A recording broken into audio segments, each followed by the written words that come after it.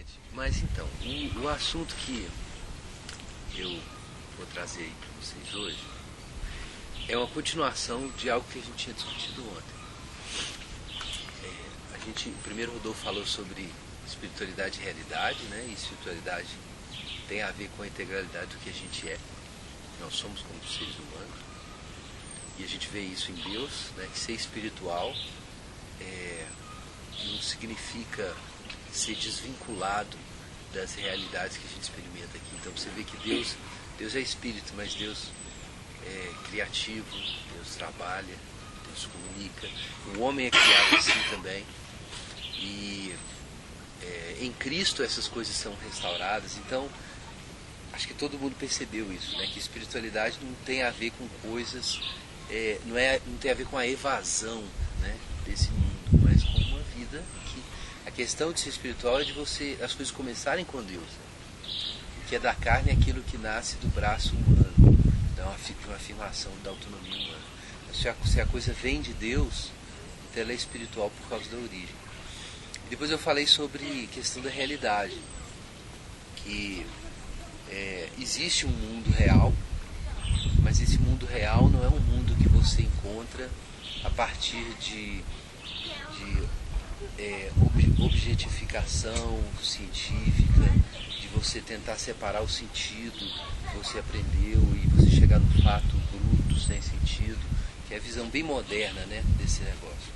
Que isso não é o mundo real, que o mundo real é sentido, porque o mundo é feito de relações e essas relações e as coisas que existem no mundo, a relação básica que elas têm é com Deus. Então encontrar a realidade de uma coisa é você compreender a relação que Deus tem com aquilo e a relação que você tem que ter com aquilo. Então nesse momento você tem um contato com a realidade mesmo. A gente viu, né, muitas ilustrações aí disso. Mas, e aí, claro, isso tem uma relação então com a nossa espiritualidade, com a espiritualidade cristã, porque se você separa algum aspecto da realidade de Deus, você perde o contato com a realidade. E aí você não pode ter uma espiritualidade assim completa, né? E esse é o nosso problema, que a gente vai para as trevas, né? Esse texto que a gente deu agora de João, capítulo 1, fala sobre a luz, né? E o verbo vem e ele ilumina, quer dizer, ele faz a realidade aparecer. É por isso que a falsidade da religião dos judeus com quem Jesus confrontava, ela emergia naquele momento. Jesus aparecia e a verdade aparecia também. Quem era pecador reconhecia que era pecador, quem era mas não reconhecia que não ficava evidente, e as coisas se tornavam patentes ali, debaixo da luz, né, que Jesus lançava. E a gente viu essa questão inclusive do meio evangélico, de haver essa separação das coisas naturais e as coisas espirituais, e aí não tem como você ter uma espiritualidade completa se você não tem um contato completo com a realidade, né? Então a gente vê que tem várias fugas da realidade, e uma das fugas da realidade que a gente tem é no meio cristão, com esse negócio de você buscar uma experiência religiosa e você se desvincular ou evadir do mundo da história, né, do tempo. E isso é uma manifestação de desespero, né? Mas, gente, no meio dessa discussão toda, eu falei várias vezes que a chave para você chegar nesse contato completo com a realidade é Jesus. Eu mencionei isso, né, durante a palestra. Que a chave, o âmago, né, do mundo real é Jesus. E eu também disse o seguinte, que não importa, mesmo que você seja um cristão, que você crê em Jesus, tá? Você entendeu que Jesus é o Salvador, você crê em Jesus. Mas se você não entender que Jesus tem que ser o ponto de referência para dar sentido, ou para revelar o sentido em todas as áreas da sua vida, aí a gente tem um problema sério, porque, quer dizer, a compartimentação, né? Você tem um problema sério, porque não tem como a luz de Jesus iluminar as outras áreas se você não deixa isso acontecer, se você se fecha para isso. Então muita gente crê em Jesus, mas o impacto da presença de Jesus não é completo, porque não há uma submissão ao senhorio de Jesus. E para a nossa vida ter sentido e a gente entender o sentido das coisas, a gente precisa reconhecer essa centralidade de Jesus.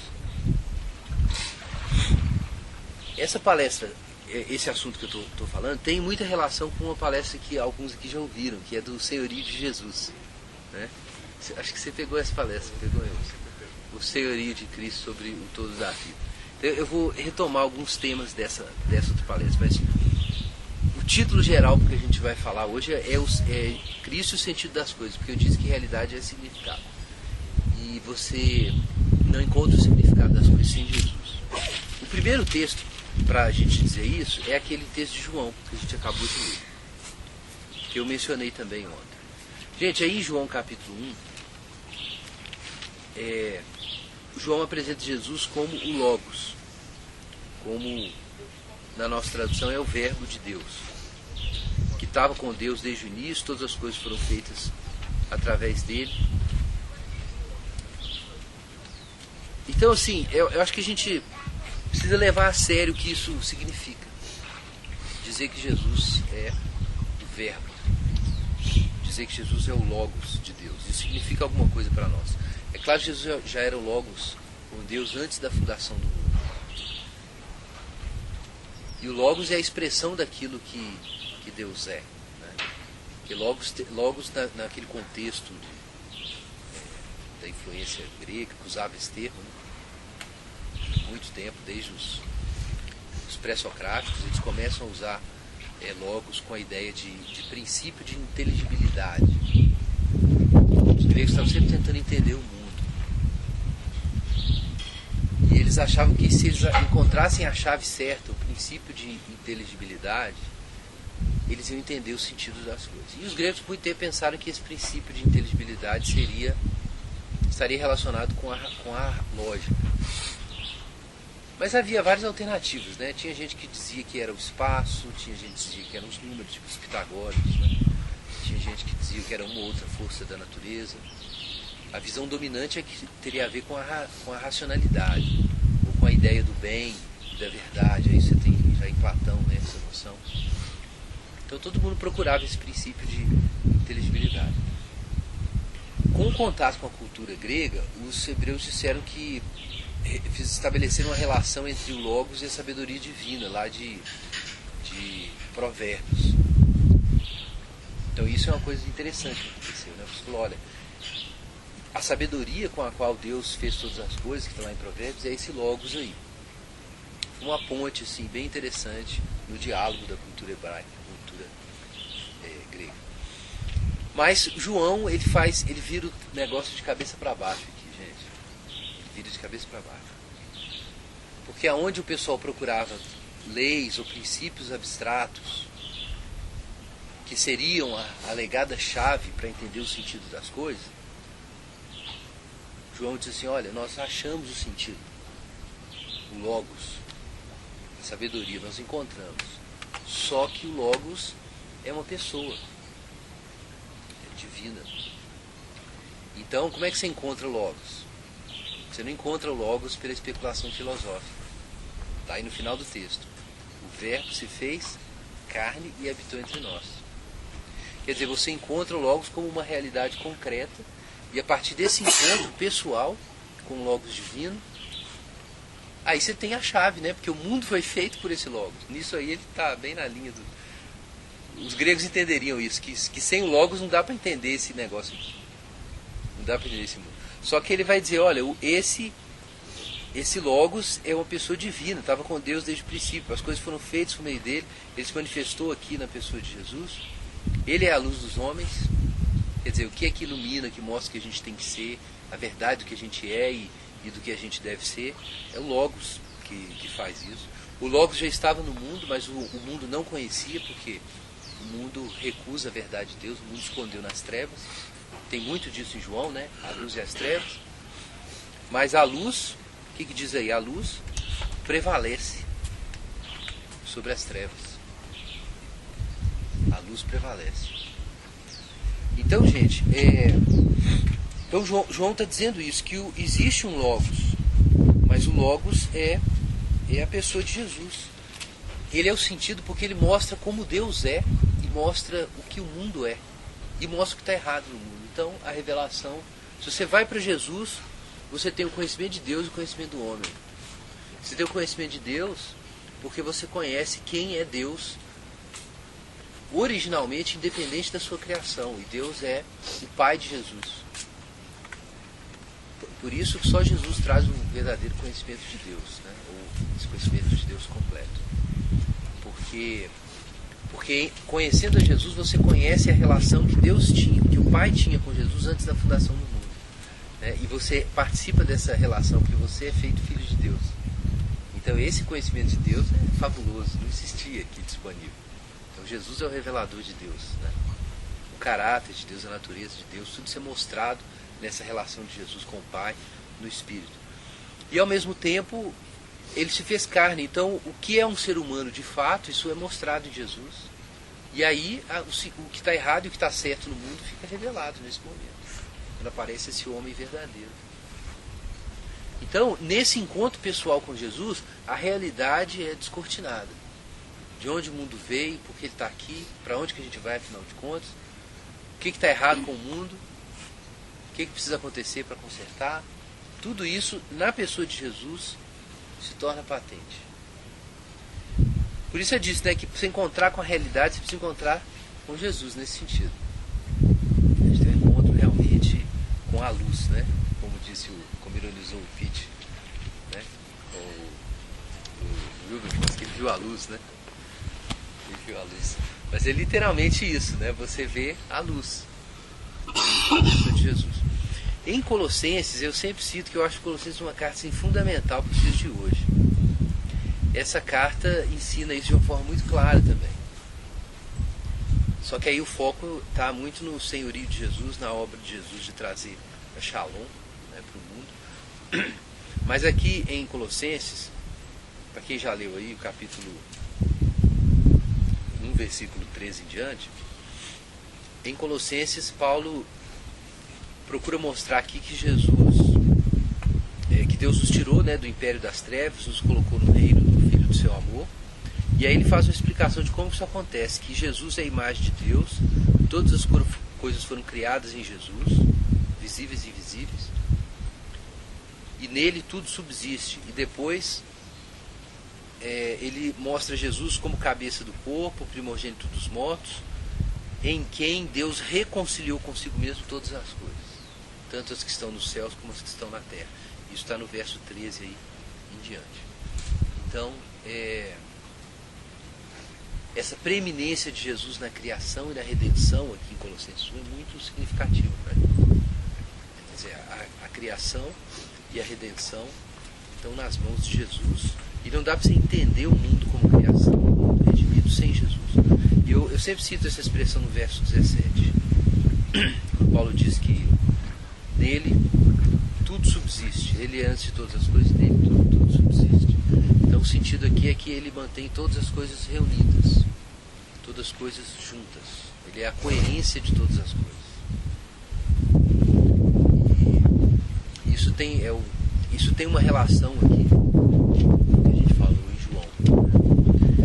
Se Jesus, por assim dizer, soltasse os fios da realidade no momento, ela se desfaria. Né?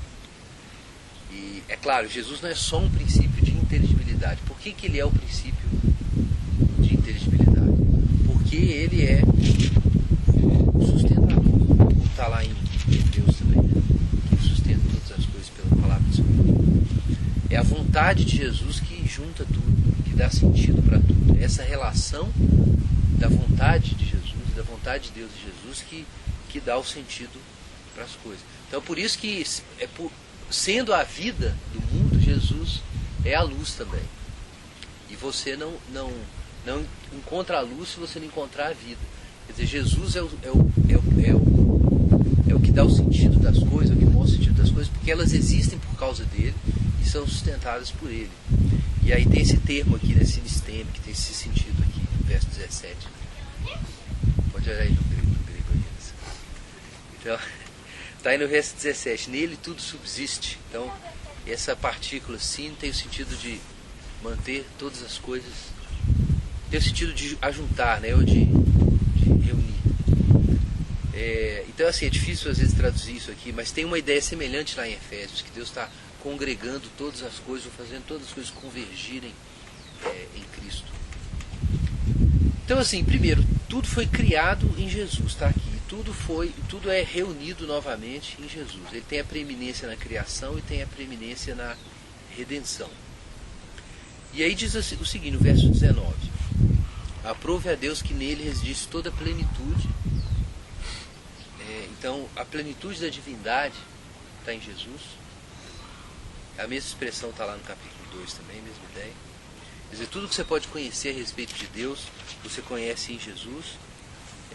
Vou ler o verso, está em Colossenses 2,9. Nele habita corporalmente toda a plenitude da divindade. O que é isso? É que Deus se revela e se doa completamente na pessoa de Jesus. Isso também é muito forte. Isso significa que em Jesus você tem uma revelação completa de Deus. E uma revelação final também de Deus. Porque às vezes o pessoal pergunta isso para mim. Guilherme, mas não pode ter mais revelações de Deus? Acaba aqui em Apocalipse? Deus não pode revelar mais coisas? Tem coisas que Ele não revelou? Gente, com certeza tem muitas coisas que Deus não revelou. Mas tem um sentido em que a revelação foi completa. Ela foi completa não é por causa da quantidade de coisas que foram reveladas, mas da qualidade de coisas que foram reveladas. A questão é que a plenitude da divindade foi colocada naquela carne. E Paulo já diz assim, né? Aqui ele diz assim, verso 10, logo depois: nele habita corporalmente toda a plenitude da divindade, também nele estáis aperfeiçoados, ou tendes a vossa plenitude nele. Então ele está dizendo o seguinte, que a plenitude do conhecimento de Deus e a plenitude do conhecimento do homem estão dados na pessoa de Jesus. Tudo que você pode ter e experimentar em termos de relacionamento com Deus, e tudo que você pode ser como ser humano, está lá. A plenitude de Deus e a plenitude nossa também está em Jesus. E aí eu sempre cito, né, o que o Calvino diz sobre o conhecimento de Deus e o conhecimento do homem, né, que a soma de quase todo o nosso conhecimento é isso: o conhecimento de Deus e o conhecimento do homem. Agora, o lugar em que esse conhecimento acontece é em Jesus, porque em Jesus você conhece o amor de Deus e conhece a sua ruína. Por que você conhece a sua ruína? Porque você conhece o que você devia ser e não é, mas que você será por causa de Jesus. Tudo é revelado na pessoa de Jesus. Então o conhecimento de Deus e do homem acontece nele. Então assim, nesse sentido, a realidade de Deus e a realidade do homem estão revelados aí na pessoa, a pessoa de Jesus. E aí é por isso que Paulo diz assim, ó, em Colossenses capítulo 2, deixa eu só checar aqui. Eu deixei de falar só uma coisa, gente. O capítulo 1, verso 20 diz assim: aprove a Deus que nele residisse toda a plenitude, que havendo feito a paz pelo sangue da sua cruz, por meio dele reconciliasse consigo mesmo todas as coisas, quer sobre a terra, quer nos céus. Então há uma alienação no mundo e Deus está fazendo essa shalom aí, essa reconciliação de todas as coisas na pessoa de Jesus. E é claro que isso começa a acontecer na nossa vida como indivíduos, como comunidade, na medida que a gente crê em Jesus e a gente se batiza. Está em Colossenses capítulo 2. Paulo dá uma explicação sobre isso. Do capítulo 2, verso 1 até o verso 15. Mas eu queria falar agora só de um pedacinho aqui. Capítulo 2, verso 1 a 7. Gostaria, pois, que soubesseis quão grande luta vem mantendo por vós, pelos laodicenses, por quantos não me viram face a face, para que o coração deles seja confortado e vinculado em amor, e eles tenham a riqueza da forte convicção do entendimento, para compreenderem plenamente o mistério de Deus, Cristo, em quem todos os tesouros da sabedoria e do conhecimento estão ocultos. Essa é uma afirmação forte, né? Então a gente podia até perguntar, será que o conhecimento de física quântica, ou o conhecimento sobre desenvolvimento comunitário ou de jornalismo, está tudo lá em Jesus? Porque aqui diz todos os tesouros da sabedoria e do conhecimento. Em que sentido, afinal de contas? Gente, não no sentido em que a gente não precisaria observar a natureza e ter experiências com o mundo e com a sociedade que a gente poderia olhar para os evangelhos e aprender ciências e humanidade, filosofia nos evangelhos. Não nesse sentido, claramente não. Mas a questão é que o verdadeiro sentido de cada uma dessas coisas, até mesmo da física quântica, não pode ser manifestado a parte da sua relação com Jesus. Lembra do exemplo que eu dei do celular, tá? Lembra do exemplo que eu dei do celular. A ideia é essa, é que a partir da luz de Jesus, o sentido profundo e a conexão de todos os conhecimentos que a gente pode adquirir atomisticamente aí, da realidade, eles encontram a integração em Jesus. Vocês já viram essas fotos assim? Eu não sei se hoje o pessoal fez muita brincadeira com isso, usando recursos de computador recentemente, de construir uma imagem a partir de fotos de pessoas. Aí quando você aproxima, você vê uma face, mas quando você aproxima, você vê fotos de várias pessoas. Já viu isso?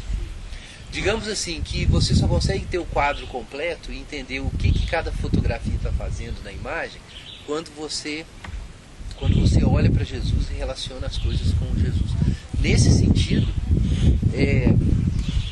até os conhecimentos científicos, assim, sem Jesus, eles ainda podem ser manifestações de ignorância, e serem usados de forma ignorante para a destruição do homem, do mundo e tal. Então, ter só uma experiência de mundo ainda não é saber o mundo, não é conhecer o mundo. Você tem que juntar os fios da realidade. Jesus é que junta esses fios, né? Mas por que Paulo fala isso para esse pessoal? É porque esse pessoal estava acreditando numa doutrina de que, além de conhecer Jesus, de crer em Jesus, você tem que se devotar a outras divindades também. Porque a plenitude da divindade não estaria em Jesus, ela estaria espalhada em várias forças, em vários seres espirituais. Então surgiu essa doutrina lá, de que além de seguir Jesus, você precisa de outras coisas também. Você tem que honrar o imperador, você tem que honrar o Deus da cidade, ou você tem que honrar certos anjos aí, que trouxeram certas revelações. E aí, juntando tudo, você tem a plenitude do conhecimento e da divindade. Então Paulo fala, não, Cristo é suficiente. Esse é o argumento dele. Que em Cristo a plenitude da divindade está presente, e nele a gente tem a nossa plenitude. Não existe nenhum poder autônomo em relação a Jesus, porque ele é o cabeça de todo principado e potestade. Não existe uma força paralela a qual você precisa se dobrar e a qual você precisa ouvir, como se fosse uma fonte independente de Jesus. Muita gente pensa isso. Não, Jesus nos orienta com respeito a nosso futuro no céu, a nossa vida interior. Jesus nos orienta. Mas quando se trata de viver na sociedade, aí é o Estado. Aí é filosofia política contemporânea. Mas tem umas coisas do cristianismo que não encaixam. Bom, mas não mistura não. Mistura não. Religião é uma coisa privada e aqui é outro poder, é outra potestade que domina essa área. Então na ciência. A ciência é outra coisa. A ciência é razão, é empiria, não tem nada a ver com religião. Não mistura não, porque... O que é isso, gente? Isso é a voz do capeta. Entendeu? Não existe poder, não existe força, seja espiritual, invisível, seja natural, que seja independente de Jesus. Todas as coisas foram feitas nele, criadas por ele. E o verdadeiro sentido dessas coisas não pode ser revelado se elas não são submetidas ao senhorio de Jesus. Inclusive na cruz, Jesus diz aqui também, que ele despojou os principados e potestades e publicamente expôs ao desprezo, triunfando deles na cruz. Então na cruz Jesus humilha todos os poderes rebeldes. E ele reafirma que ele é o centro. Ele é o reino. O reino que existe. Jesus é o meu centro. Quem não aceita esse reino está no império das trevas, que é um império falso, baseado na ilusão, em truques, que faz a gente achar que o mundo não é assim. Que a gente tem várias autoridades e a gente precisa respeitar todas essas divindades. São truques. Às vezes são truques, assim, tem o lado emocional, né? Tem da ilusão, tem o lado filosófico da ilusão, mas é tudo truque. Na verdade, Jesus é o centro. Então Paulo diz assim, Isso digo para que ninguém vos engane com raciocínios falazes. Pois, embora ausente quanto ao corpo, em espírito estou convosco, alegrando-me e verificando a vossa boa ordem e firmeza da vossa fé. Ora, como recebestes Cristo Jesus, Senhor, assim andai nele radicados, edificados, confirmados na fé, tal como fostes instruídos, crescendo em ações de graça. O que Paulo diz? Que a gente tem que perseverar em afirmar o senhorio de Jesus, as nossas raízes têm que estar aí, a gente tem que ser edificado nisso. Esse é o capítulo Colossenses 2, 6 e 7. Então, Paulo está dizendo, olha, continua com Jesus, você não tem que complementar o senhorio de Jesus com uma outra coisa. Uma forma de a gente dizer isso aqui hoje é o seguinte, Paulo está dizendo, não tente compartimentar o negócio. Não tente servir a dois senhores. Continue acreditando que Jesus é o sentido e ele que dirige o negócio. E que você vai funcionar melhor em qualquer área se você pôr Jesus para reinar. Vai funcionar melhor. Porque a vida vai andando e começa a ficar difícil, né? Você começa a achar que na área de finanças não vai dar para você seguir Jesus, não. Você vai ter que fazer outra coisa, né? E não pode, a gente não pode cair nessa conversa. Então Paulo está dizendo, não, peraí, é enraizado em Jesus. Você tem a plenitude de Jesus, então fica firme aí. Mesmo que pareça que a realidade é outra coisa, não é. A realidade não é outra coisa. Então a gente precisa crescer na compreensão, né, do senhorio de Jesus sobre todas as coisas. E aí tem uma coisa interessante que Paulo fala sobre realidade. Agora, por isso, só tentando entender uma coisa que eu falei. Sim. Acho que então por isso essa questão que você fala de comunidade, porque às vezes sozinho você não dá conta, né? Porque a pressão é muito grande. Acho que é aí que entra essa questão da comunidade, você não está só. Não, sem dúvida. É porque na comunidade, porque Cristo é o cabeça da igreja, né? Então Cristo está na comunidade e você não vai encontrar Cristo separado. Porque nos dois textos, aqui no capítulo 1 e no capítulo 2, Paulo fala que ele é o cabeça do corpo, a igreja. Então, você não tem Cristo sem a igreja. Não dá para separar. Eu vou até ler um outro texto aqui, ó. Paulo diz o seguinte: não mintais uns aos outros, uma vez que vos despistes do velho homem com seus feitos, e vos revestistes do novo homem, que se refaz para o pleno conhecimento, segundo a imagem daquele que o criou. Então ele fala de um novo homem, né? No qual não pode haver nem grego, nem judeu, nem circuncisão, nem incircuncisão, bárbaro, cita, escravo livre, porém Cristo é tudo em todos. Então ele diz o seguinte, só que do que ele está falando aqui? Ele está falando da comunidade, ele está dizendo que nesse novo homem não há judeu, nem grego, nem bárbaro, cita, nem escravo, nem livre. Quer dizer, esse novo homem é um homem coletivo, porque as pessoas estão nele. Mas ele diz que nesse novo homem, Cristo é tudo em todos. Então, assim, essa conexão que ele faz aqui do novo homem com Cristo, mas o novo homem é um homem coletivo, que tem todo mundo ali junto, mas tem essa preeminência de Cristo. Não tem como você vivenciar, então, Cristo sem entrar nesse novo homem. O que significa ser vestido do novo homem? É entrar numa comunidade em que essas barreiras não são mais, não tem mais assim, prioridade. É você entrar nesse novo universo em que Cristo é tudo em todos, que é feito de pessoas diferentes, mas que essa diferença ali ela é relativizada, né? Por causa da unidade em Jesus. Então você precisa de uma comunidade para vivenciar esse negócio, não tem jeito de fazer isso sozinho. E é claro, no sentido prático também, a comunidade leva você para a realidade, porque cada um aprendeu alguma coisa de Jesus, né? Diferente. E você é exposto à luz quando você está na comunidade, sabe? A verdade aparece. A verdade do que está bom, a verdade do que está ruim, né? E a voz de Jesus também é ouvida, que ele é o pastor. Então, assim, por isso que eu coloquei no meu blog, tem esse dictum misterioso lá. Realidade é comunidade. Realidade é comunidade. Na verdade, o Deus, que é o fundo último da realidade inteira, ele é, de certa forma, uma comunidade. De certa forma. Então, assim, realidade é a comunidade para nós. Vamos pensar no que é o homem. O que é Adão, em Gênesis 5? Criou Deus o homem, né? Macho e fêmea, e o chamou de quê? Adão. Então, Adão é o, né? O homem e a mulher ali. Quer dizer, como que você encontra a plenitude do humano? Tem que ter uma comunidade com diversidade ali, né? Você tem que viver nessa comunidade. Não só o casamento ali, né? Jesus mesmo não casou, mas assim, quer dizer, ele casou com uma igreja, né? Aí a analogia é essa, né? Jesus tinha esposa, assim, que a esposa é a igreja. Quer dizer, o ponto é a comunidade, é os relacionamentos. Estudando sociologia, na graduação, tem um problema na sociologia que é explicar tipo, assim, o indivíduo à sociedade. E aí, algumas pessoas falam, não existe indivíduo sem sociedade, não existe sociedade sem indivíduo. Sociedade, sacanagem de indivíduo, ser humano, o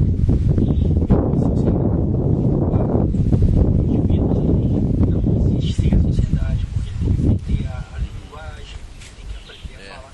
Não existe um indivíduo sem sociedade, começando no indivíduo. Então isso é um dilema que a sociologia, durante todo o tempo, tenta resolver.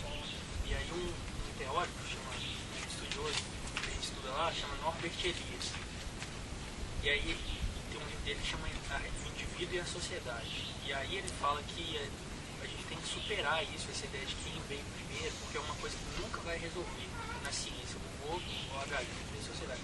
E aí ele fala que essa confusão é por causa do cristianismo. Ele fala que a confusão é por causa do cristianismo. Por quê? Porque ele fala que a ideia cristã é que um Deus único criou um indivíduo. E daí a gente acha que o indivíduo veio primeiro e tal. E aí a gente tem que superar essa ideia. Mas aí na época que eu li, né, eu fiquei assim, e ele cita Gênesis no livro dele e tal, aí eu falei assim, poxa, aí depois que eu lembrei da Trindade, né, e que tem a teoria social cristã, que é feita a partir de Agostinho, que fala não, que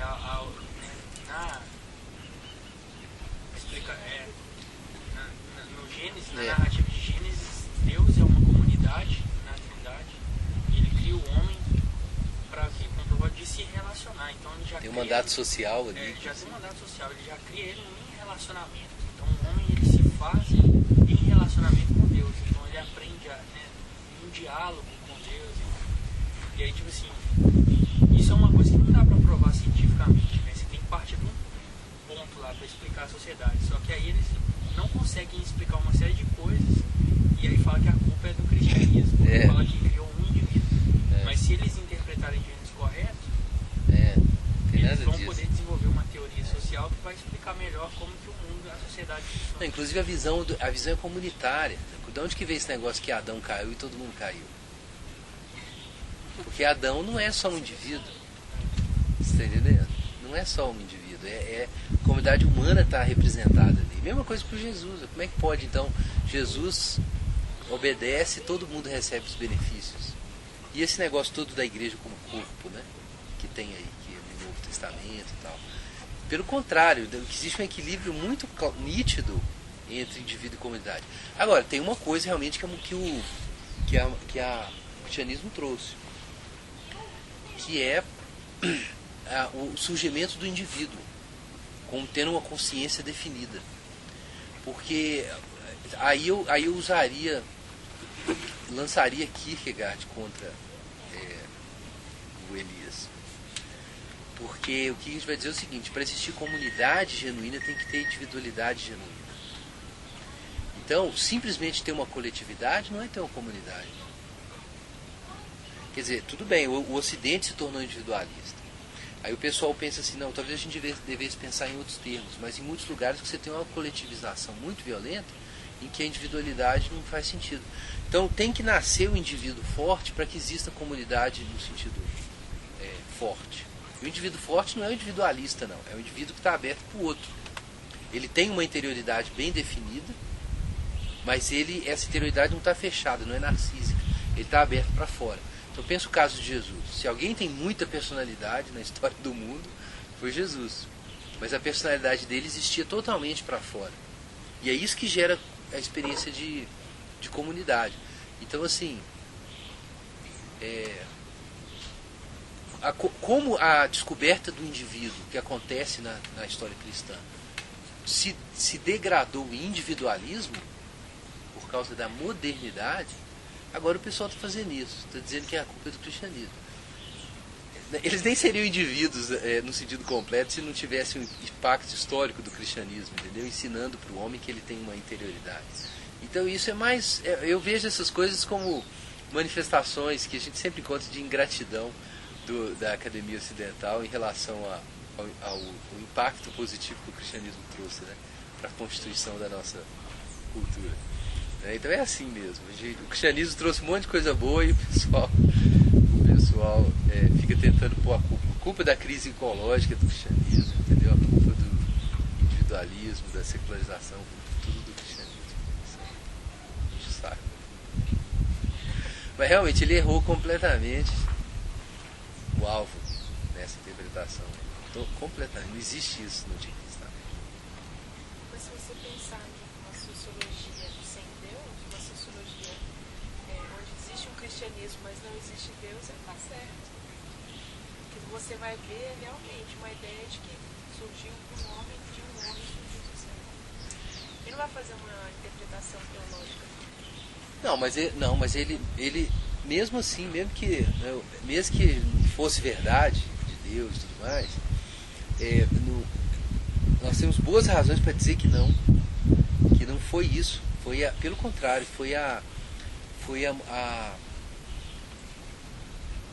porque o que acontece é o seguinte: simplesmente afirmar que existe uma interioridade do ser humano não significa individualismo.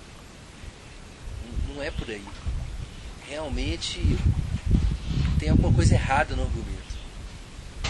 Tem alguma coisa bem errada mesmo no argumento. Eu estou lendo sobre isso agora, mas nós vamos sair do assunto aqui. É a origem do self na modernidade. Não é por aí não. Mas vamos sair do assunto. Eu só vou ler um trechozinho aqui para a gente concluir, quando Paulo vai falar sobre cerimônias, no capítulo 2, verso 16. Ninguém, pois, vos julgue por causa de comida, bebida, ou dias de festa, lua novas ou sábados. Porque tudo isso tem sido sombra das coisas que haviam de vir. Porém, o corpo é de Cristo. Ninguém se faça árbitro contra vós outros, pretextando humildade e culto aos anjos, baseando-se em visões, enfatuado sem motivo algum na sua mente carnal, e não retendo a cabeça, da qual todo o corpo, suprido e bem vinculado por seus juntos ligamentos, cresce o crescimento que procede de Deus. Então, o que Paulo diz aqui? Ele fala sobre festas, sobre costumes que são relacionados com revelações angelicais, cujo teor, ou cujo conteúdo seria exatamente isso: dizer que, além de Jesus, a gente precisa de outras coisas. O que Paulo diz? Essas coisas eram sombras. Essas festas e essas coisas eram sombras do que havia de vir, mas o corpo é de Cristo. Qual que é o sentido de corpo aqui? Aí ele está falando do corpo de Cristo já, né? Depois que ele fala disso. Ele está falando o concreto, o real. Exatamente. Esse é o sentido. É porque literalmente é corpo, mas é porque o corpo está falando ali do quê? Do que é concreto. Ele está dizendo, a realidade é Cristo. Existe a sombra e a realidade. Quando você vai para Cristo, você encontra a realidade, você se livra de um monte de manias, de costumes que tiveram seu papel como intuições, expressavam a intuição que as pessoas tinham do que era a realidade, mas não era ainda o encontro com ela. Então em Jesus a realidade aparece. E aí ele diz, olha, não se preocupe com quem julga vocês, se baseando em culto aos anjos, em revelações, na sua própria filosofia. Se ele não retém a cabeça de quem o corpo cresce, a partir da qual o corpo cresce, você não precisa dar atenção para isso. Porque essa visão, essa filosofia, esse costume, se Jesus não é o centro, se Jesus não tem como encaixar Jesus nesse negócio, então isso não tem sentido, joga fora. Em outras palavras, ignore quem ignora a cabeça. se alguma coisa ignora a cabeça, isso não é importante. É isso que Paulo está dizendo. Forte, né? Quer dizer, Cristo realmente mostra o sentido das coisas. E se alguma coisa tem sentido, ela tem que ter a ver com Jesus, de algum modo. E encontrando com Jesus, a gente encontra então a realidade. E a partir de Jesus o corpo cresce, né? A realidade, quer dizer, o corpo de Cristo se desenvolve. Então, gente, enfim, resumindo aqui para a gente concluir. O mundo é cristocêntrico, gente, independente do seu entendimento, do grau de entendimento que você tem nele. Jesus é o centro do mundo. Jesus une natureza e graça. Então Jesus não é uma coisa assim da igreja, da experiência religiosa. Não, Jesus é sentido para tudo. Inclusive para a natureza e a cultura. O conhecimento do sentido das coisas é inseparável de você reconhecer o senhorio de Jesus. Então essa é uma outra questão. Então, sei lá, de repente, se na sua vida profissional você não tem a menor ideia de como você serve Jesus ali, então o que precisa haver é um crescimento para compreender. Porque se existe algo de válido nesse campo onde você está trabalhando, esse algo de válido tem a ver com ele. Mas o império das trevas esconde isso de você por meio de muitos truques, para que você não viva exatamente o senhorio de Jesus naquela área. Então o que você precisa fazer? Descobrir. Às vezes o pessoal pergunta, mas você está viajando, não tem nada na área do direito hoje no Brasil para você relacionar com Jesus. Não, isso é um problema de quem está na área. Você é cristão? Você está na área do direito? Se vira. Corre atrás, você tem que descobrir. Se você não descobriu ainda, é porque tem uma coisa errada mesmo. Está todo mundo iludido. E o mesmo em outras áreas, né? Mas também no nível mais básico que Paulo fala aqui, é no nível comunitário, né, gente? Em casa, na igreja, especialmente na vida em família, né? Paulo, quando vai aplicar o que significa viver na realidade, que ele fala, reconhecer o senhorio de Jesus significa que o marido não vai mais oprimir a esposa, os pais não vão irritar os filhos, não vão usar dos servos, né, naquele contexto. Então há uma mudança nas relações, a shalom é trazida ali para os relacionamentos. Essa é a marca de que você está em contato com a realidade, que a comunidade começa a brotar, funcionar de uma forma genuína. Então assim, não dá para separar a centralidade de Jesus. E aí a gente tem que pensar assim, como que as nossas experiências de modo geral vão ser integradas. E aí tem um lado prático, inclusive, né? Compreender o sentido do mundo. Gente, se o sentido, se a realidade das coisas é descoberta quando você tem uma relação correta com ela, se a realidade é descoberta quando você tem uma relação correta com as coisas, então entender o sentido do mundo e obedecer a Jesus é a mesma coisa. Aí nessa hora a ética e a epistemologia se fundem, né? Para usar o filosofês. A ética e a epistemologia se fundem. Como é que você encontra a realidade do mundo, de você e de Deus?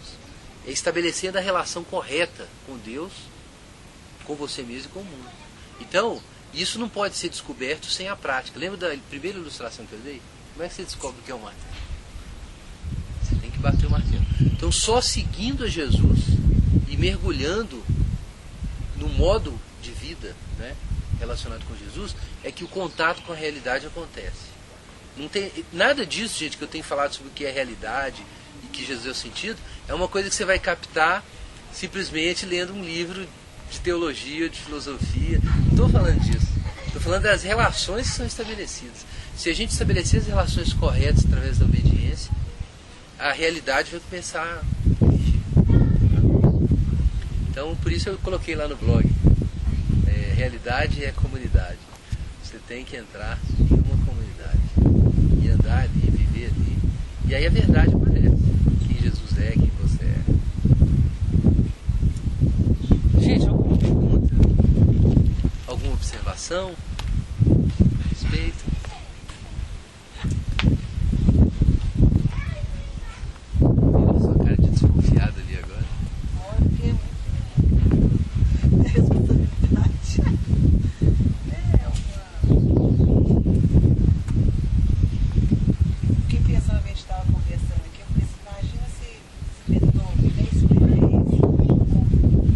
Compôs tantas músicas e ninguém tocava. sentido, né? A questão então, se Deus é a criação e se ninguém manifestasse, né? Continuasse. Então não teria sentido, né? O verbo se fez carne, a questão da teoria e da prática, né? Então, se tivesse que construir o mundo e ninguém fizesse nada. Uma coisa, eu vou compor uma música e ninguém vai tocar minha música, não faz sentido. Sim, boa ilustração.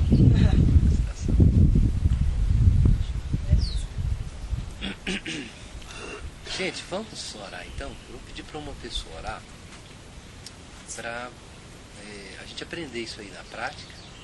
Todo mundo está mais ou menos fora da realidade. De um jeito ou de outro, numa área ou outra. Aprendendo mais numa área, precisa mais na outra. Quero pedir que alguém ore para Deus fazer a gente reconhecer esse senhorio de Jesus, para que nosso cristianismo não seja uma fuga, não, seja uma coisa que as pessoas olhem e falam, puxa, isso aqui, isso é real, isso é verdade, isso é ser gente de verdade. Acho que alguém orar sobre isso e também que Deus abençoe o nosso momento de filme agora.